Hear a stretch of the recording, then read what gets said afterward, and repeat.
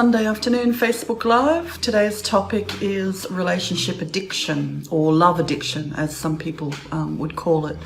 So relationship addiction or relational dependence, it isn't very much different than any other type of addiction. In fact, we sometimes see it accompanying other types of addiction, or perhaps even replacing an addiction.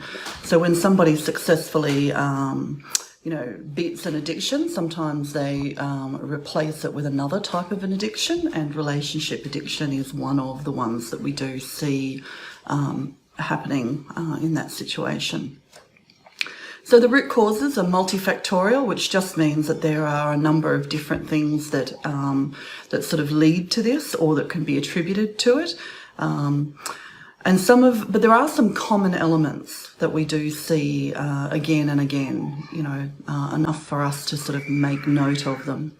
So one of those is low self-worth, inconsistent nurturing or insecure attachment in childhood, unhealthy relationship role models, misguided beliefs around what relationship should look like, especially influenced by popular media, and growing up in a family that has lived with some kind of an addiction or dependency. So relationship addiction can be defined as a chronic, compulsive, unhealthy pattern of attachment to another person in pursuit of romantic love in order to validate feelings of self-worth and medicate insecurity. It's gender neutral, which simply means that it impacts men and women equally. Interestingly, love addicts are not really seeking love, but rather that feeling of limerence, that is that feeling of intensity and infatuation that we feel at the beginning of a relationship. That feeling relieves them from feelings of unworthiness and feeling unimportant in the world. They use that feeling of limerence, that neurochemical rush, as their primary way to avoid feelings of stress and other forms of emotional discomfort. They use the naturally occurring high of limerence for escape and dissociation. Just as a drug addict or an alcoholic, a compulsive gambler or a sex addict uses an addictive substance for, or behaviour to numb out or not experience the highs and lows, the ups and downs of life. So a love addict will do exactly the same thing, using relationship in order to sort of numb out or to soothe. One of the things that we see is these people don't know how to, can't self-soothe. And that's it's a really important skill to be teaching our children so that, they don't go down this kind of a path. So addictive relationships are based on creating highs. The partners will usually have trouble navigating normal relationship difficulties. So, no relationship is perfect. But what is different in these addictive relationships is they can't navigate the normal day in, day out difficulties that you'd expect to see in a relationship. In a love-addicted relationship, honesty is lacking because the underlying truth regarding the dynamics of the relationship are that it's not safe to talk about these things openly. This relationship lacks true intimacy.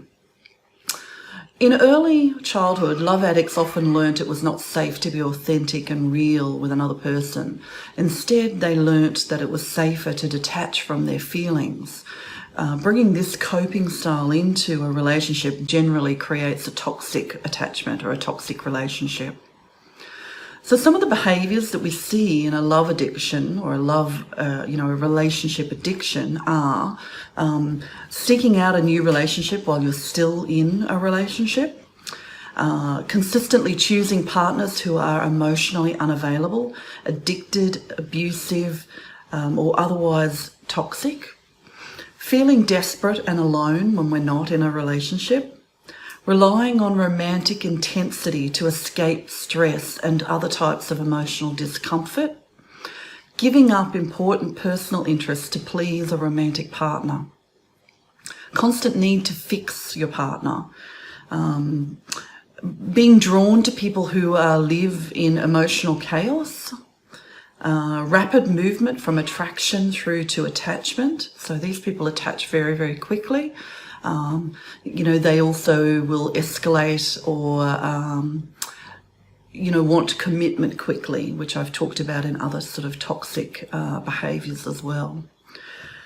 They're willing to keep the relationship at any cost. So basically, these people often stay in abusive relationships. Preserving the relationship is their primary goal, even at the cost of their own emotional health and well-being. They'll have strong people-pleasing traits in their personality. So they'll be more concerned with pleasing the other person than they are with their own needs being met in that relationship. And that can be sexually as well as just in the day-to-day sort of machinations of the relationship. Okay, so that's about it for today, but I am going to put some additional resources in the comments underneath. So I'm going to put 40 signs of relationship addiction in the comments. I'll also put the love addiction quiz. So if you're thinking, is this me? Am I love addicted? Am I somebody who, has this need to seek out relationships in order to, to soothe me and to make me feel worthy? Complete the love addiction quiz. I think that will help you answer that question. And how to break the pattern of relationship addiction. I'll pop that in the comments below this Facebook Live as well. So that's it for this Sunday afternoon. Please, if you've got any other topics that you'd like to cover, then pop them into the comments below, or feel free to send me a private message.